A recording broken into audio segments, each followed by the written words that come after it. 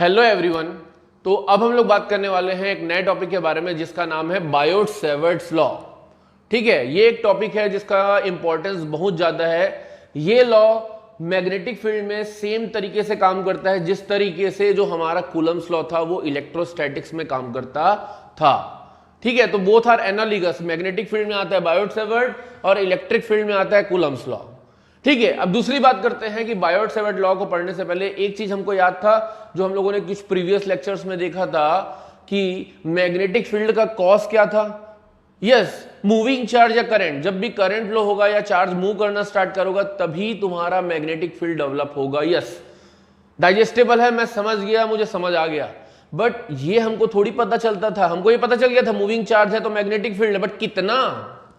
अरे भैया, जब तक मुझे यही नहीं पता कि मैग्नेटिक फील्ड कितना तो क्या मतलब, तो उसका क्वांटिफिकेशन हमको नहीं पता था। बस ये पता था कि करंट फ्लो होने से भैया मैग्नेटिक फील्ड डेवलप होगा, जिसके कारण मैग्नेटिक नीडल्स में डिफ्लेक्शन आ रहा था और एस्टेड बाबा ने किया था ये चीज।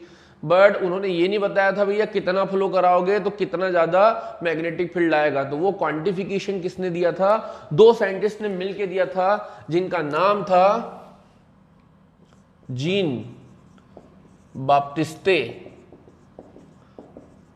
Biot and Felix Savart. इन्होंने अराउंड 1820 में ये लॉ को दिया था। दोनों साइंटिस्ट मिलकर दिए थे जिसके कारण इनका नाम बन गया था बायोट-सैवर्ट लॉ।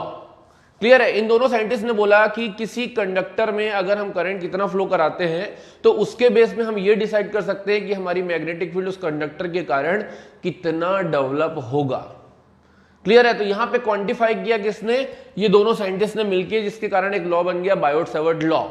तो चलो देखते हैं कि इस पर्टिकुलर साइंटिस्ट ने क्या किया था। इस साइंटिस्ट ने सबसे पहले क्या किया था? एक कंडक्टर कंसीडर किया था। तो consider a conductor XY in which an element dl will be taken on which current I flows।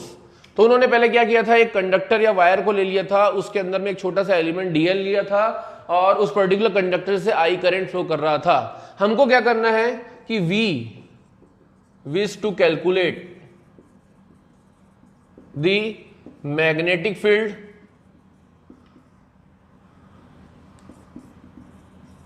dB क्योंकि स्मॉल एलिमेंट के कारण जो मैग्नेटिक फील्ड आएगी वो स्मॉल आएगी। dB due to current element dl at a point P which is located at a distance r and inclined at an angle theta from it। ठीक है, इस चीज को देखते हैं कि ये क्या कहना चाह रहा है। कि मैंने पहले मान लिया कि हमको कैलकुलेट करना है magnetic field dB current element dl के कारण, और जो कि लोकेटेड है at a distance r inclined at an angle theta from it. इसको चलो हम ड्रॉ करके देखते हैं कि एक्चुअल में ये बोल क्या रहा है। ठीक है, तो जो हम लोगों ने लिखा है उसको हम लोग देखते हैं कि मैं मान लेता हूं this is the conductor XY। This is the conductor XY। इस कंडक्टर XY में मैंने क्या किया? एक छोटा सा करंट एलिमेंट ले लिया। This is the DL। ठीक है, this is the current element. इतना छोटा सा करंट एलिमेंट जिसका साइज क्या था तुम्हारा? This will be nothing but DL। This is the size of the conductor DL। इस कंडक्टर XY में करंट कितना फ्लो हो रहा है? I। ठीक है, अब मेरे को क्या करना है? मैं मान लिया कि किसी पॉइंट P किसी डिस्टेंस R से लोकेटेड है इस पर्टिकुलर DL एलिमेंट से। ठीक है, इस DL एलिमेंट से R डिस्टेंस से लोकेटेड है और वो एंगल बना रहा है इस करंट एलिमेंट से कितना? थीटा। और मेरे को निकालना क्या है? इस P पॉइंट पे मैग्नेटिक फील्ड निकालना है कितना, या मैं मान लेता हूं कि यहाँ पे इस करंट एलिमेंट के कारण यहाँ पे मैग्नेटिक फील्ड कितनी है? dB है। क्लियर है? मैं रिपीट कर रहा हूं कि मैंने माना एक कंडक्टर XY था जिसमें I करंट फ्लो हो रहा था, उसमें से एक छोटा सा एलिमेंट DL ले लिया। इस DL एलिमेंट के कारण मेरे को इस P पॉइंट पे मैग्नेटिक फील्ड निकालना है जो कि R डिस्टेंस से लोकेटेड है, R पोजीशन वेक्टर से सेपरेटेड है, जो कि थीटा एंगल बना रहा है किससे? कंडक्टर से। ठीक है, मतलब यानी कि DL एलिमेंट से ये जो लाइन जो इसको बोलते हैं कि theta is the angle between the DL and the line joining DL to the point P, this is theta. मैं लिख देता हूं ज्यादा है तो थीटा इज द, क्योंकि इसमें बहुत कंफ्यूजन होता है लोगों को, theta is the angle between the current element dl and line joining dl to point p, ठीक है, dl to point p, ये थीटा है किसके बीच का एंगल, dl और पॉइंट ज्वाइनिंग p। इतना मुझे समझ आ गया। अब मेरे को क्या करना है, बायोट-सेवर्ट के स्टेटमेंट में जाना है। बायोट-सेवर्ट कैसे क्वांटिफाई कर रहा है, तो स्टेटमेंट बायोट-सेवर्ट लॉ का क्या होता है, फ्रॉम द लॉ ये बायोट-सेवर्ट ने इस पर्टिकुलर केस के लिए क्या कहा था कि ये जो मैग्नेटिक फील्ड डीबी डेवलप हो रहा था वो किसके डायरेक्टली प्रोपोर्शनल था, करंट का। मतलब मेरी बात को समझना, मैं एक एक चीज को आपको एक्सप्लेन करूंगा। यहां पे इस पर्टिकुलर पहले स्टेटमेंट में उन्होंने क्या किया कि magnetic field DB is directly proportional to the current. इसका ये मतलब है कि किसी वायर में मान लो पहले आप 2 एम्पियर का करंट फ्लो करवा रहे थे तो मैग्नेटिक फील्ड से 2 टेस्ला थी, 4 एम्पियर का करंट फ्लो करवाओगे तो 4 टेस्ला रहेगी। ये एक जनरल हाइपोथेटिकल केस बता रहा हूं। 10 एम्पियर का करंट फ्लो करवाओगे तो 10 टेस्ला का मैग्नेटिक फील्ड डेवलप हो रहा है। इसका मतलब जैसे जैसे आप करंट का क्वांटिटी बढ़ाते जाओगे मैग्नेटिक फील्ड क्या होता जाएगा, बढ़ते जाएगा। से दिस इज द स्टेटमेंट 1। फिर इन्होंने देखा कि dB is directly proportional to the DL। अब इसका क्या मतलब है समझने की कोशिश करना। मैं ये बताना चाह रहा हूं कि पहले आपने वायर का साइज लिया था से यहां से लेके यहां तक, कि वायर का साइज इतना ही था। अगर वायर का साइज आप इतना कर दोगे तो इतनी बड़ी साइज के वायर में करंट ज्यादा आएगा, ज्यादा करंट आएगा तो ज्यादा मैग्नेटिक फील्ड होगी। इसका मतलब है size of the conductor is also important. मतलब आपका जितना बड़ा कंडक्टर होगा, जितना बड़ा साइज ऑफ कंडक्टर होगा, उतना ज्यादा करंट आएगा और उसके कारण उतने ज्यादा मैग्नेटिक फील्ड डेवलप होगा। तो take it as statement number 2। अब मैं क्या करता हूं, तीसरा स्टेटमेंट लेता हूं, उसको मैं रफ कर रहा हूं इस साइड में।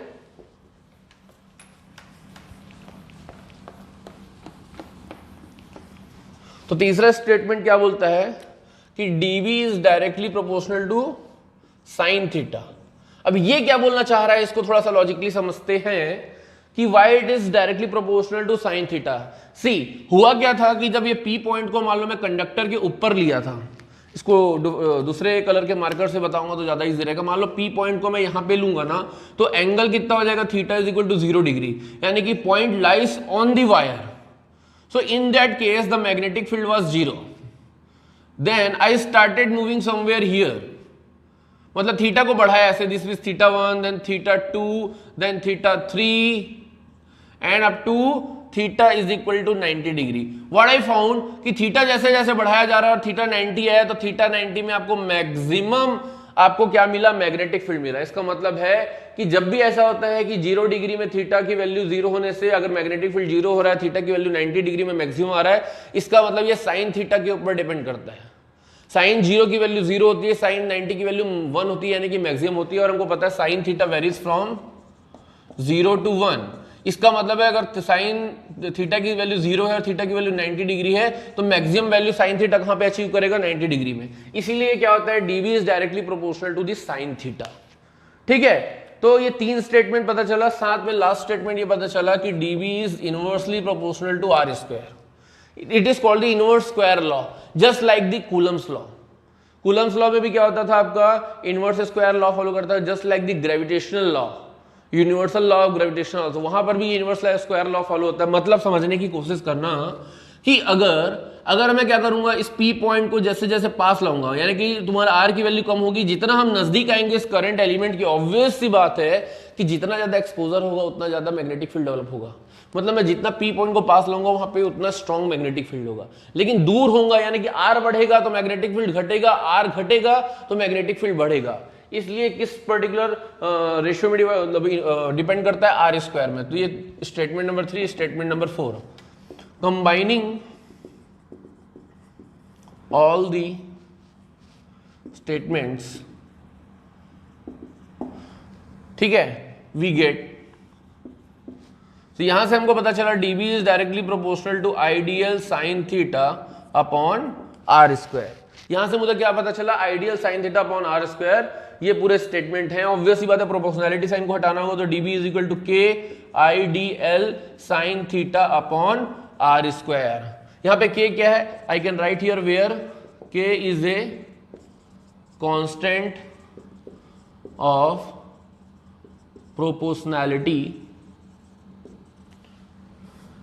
which depends on the medium and system of units।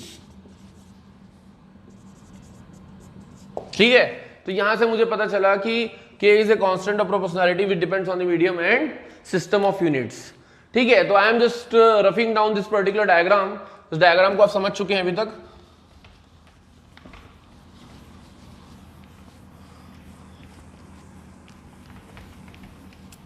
तो यहां से मुझे क्या पता चला, समझने की कोशिश करना कि फॉर एयर और vacuum and in SI units, ये जो k की वैल्यू होती है ये होती है म्यू नॉट अपॉन 4 पाई, जिसका मैग्नीट्यूड होता है 10 टू द पावर -7। अब इसकी यूनिट कैसे निकाल सकते हैं k की, ऑब्वियस ही बात है, dB की होती है टेस्ला, तो ये टेस्ला के ऊपर मीटर स्क्वायर ले जाओगे, नीचे मीटर को डिवाइड करोगे, नीचे एम्पियर को डिवाइड करोगे, तो चलो निकाल सकते हैं। यहां से आ जाएगा tesla metre square per ampere upon metre, तो यहां से मीटर मीटर कैंसिल, तो आई कैन से दैट इसकी यूनिट आएगी डायरेक्टली k की tesla metre per ampere. So k की वैल्यू क्या है, म्यू नॉट अपॉन 4 पाई या is equal to 10 to the power -7। एक बार रिकॉल करो कूलम्स लॉ को। कूलम्स लॉ क्या बोलता था कि द फोर्स ऑफ अट्रैक्शन और repulsion acting between the two charges is nothing but, अगर फोर्स निकालते थे तो क्या होता था 1 upon 4 pi epsilon not Q1 Q2 upon R square. 1 upon 4 pi epsilon not वहां पे आता था, सिमिलरली यहां पे म्यू नॉट अपॉन 4 पाई आता है। वहां पे अपन क्या करते थे, इलेक्ट्रोस्टैटिक्स में म्यू नॉट अपॉन 4 पाई नहीं यूज करते थे, वहां पे 1 upon 4 pi epsilon not use करते थे। सिमिलरली यहाँ पे बार बार हम लोग यूज करेंगे म्यू नॉट अपॉन 4 पाई। अब क्वेश्चन आता है सर वहां एप्सिलॉन नॉट की वैल्यू क्या होती थी, परमिटिविटी ऑफ फ्री स्पेस। यहाँ पे ये म्यू नॉट क्या है, where mu not is called the permeability of free space. Sir sir sir sir sir बोलो बोलो बोलो कि परमिएबिलिटी क्या होती है। परमिएबिलिटी होती है कि किसी भी मटेरियल की कैपेबिलिटी की वो मैग्नेटिक फील्ड को अपने अंदर से पास होने दे या मैग्नेटिक फील्ड को अपने अंदर से पेनिट्रेट होने दे। It is the penetration capacity of any material. मैं क्या बताया कि एक बार रिपीट करता हूं कि it is the ability of a material to allow the magnetic field to pass through it. Clear है, इसके बारे में डिटेल में हम चैप्टर नंबर 5 मैग्नेटिज्म में पढ़ेंगे कि what is actually the permeability और परमिएबिलिटी ऑफ फ्री स्पेस और रिलेटिव परमिएबिलिटी। इसके बारे में हम लोग चैप्टर नंबर 5 में डिटेल में पढ़ेंगे, नीड नॉट टू वरी। अभी इतना ध्यान में रखो कि mu not is nothing but the permeability of free space and mu not upon 4 pi is nothing but the 10 to the power -7। Clear है, तो यहां पे अपन डायरेक्टली लिख सकते हैं therefore dB is equal to mu not upon 4 pi ideal sine theta upon r square. ठीक है, this is the final formula जो हम लोग निकालने वाले थे, mu not upon 4 pi ideal sine theta upon r square. इसको वेक्टर फॉर्म में लिख सकते हैं, इन वेक्टर फॉर्म में लिखने के लिए क्या करना पड़ेगा पता है, यहां ऊपर में एक ही वेक्टर है वो है dl, i वेक्टर नहीं होता है, साइन थीटा वेक्टर नहीं होता है, तो मैं क्या करूंगा r को ऊपर नीचे मल्टीप्लाई कर दूंगा, तो ये हो जाएगा dB is equal to mu not upon 4 pi IDL r sine theta upon r cube, क्योंकि r को ऊपर नीचे मल्टीप्लाई कर दिया, चलेगा क्या? अब किसी भी पर्टिकुलर दो वेक्टर के प्रोडक्ट के साथ साइन थीटा आता है तो वो कौन सा प्रोडक्ट बन जाता है? Yes, definitely cross product. तो I can write it here, dB is equal to mu not upon 4 pi IDL cross r upon r cube. Clear है? So this is the vector, यहां पे अपन चाहे तो लिख सकते हैं डॉट r कैप। ठीक है, अब यहां पे जो तुम्हारा मैग्नेटिक फील्ड है, ठीक है, ये आर कैप नहीं आएगा। ये तुम्हारा अगर यहाँ पे मैग्नेटिक फील्ड है, मैग्नेटिक फील्ड का जो डायरेक्शन होगा वो हो जाएगा dl cross r, dl cross r cap आएगा, इसलिए वहां पे वेक्टर मत लिखो। ये हो जाएगा mu not upon 4 pi I dl cross r upon r cube. तो डीबी का जो डायरेक्शन होगा, यानी कि इस मैग्नेटिक फील्ड का डायरेक्शन क्या होगा, it is the direction of dB is nothing but the plane containing direction of dB is nothing but perpendicular to plane containing dl and r. लिख देते हैं पर कि direction of dB is plane containing dl cross r। ठीक है, मतलब समझने की कोशिश करना, अगर आप उस पर्टिकुलर डायग्राम को ध्यान में रखे होंगे कि dl आपका कहां था, dl ऐसा था और r कैसा था, ऐसा था, दोनों एक ही प्लेन में थे, तो मैग्नेटिक फील्ड का डायरेक्शन इनवर्ट्स होगा उन दोनों के परपेंडिकुलर। तो dB इज क्या होगा, direction of dB is plane containing dl cross r। dB direction of dB is, sorry यहाँ पे आएगा परपेंडिकुलर, ये परपेंडिकुलर का साइन है, perpendicular to plane containing dl cross r. तो यहां से आपको क्वांटिफाई हो गया कि कैसे बायोट-सेवर्ट लॉ आपको मैग्नेटिक फील्ड निकाल के दिखाता है किसी करंट एलिमेंट के लिए। तो ये दोनों फॉर्मूला इंपॉर्टेंट है, या तो आप बिना वेक्टर फॉर्म वाला यूज कर सकते हो या वेक्टर फॉर्म वाला यूज कर सकते हो। सो this is all about the Biot-Savart law. इसके बेस पे एप्लीकेशन को यूज करते हुए हम लोग बहुत सारे क्वेश्चंस और डेरिवेशंस करने वाले हैं। So this is all about this law. Thank you.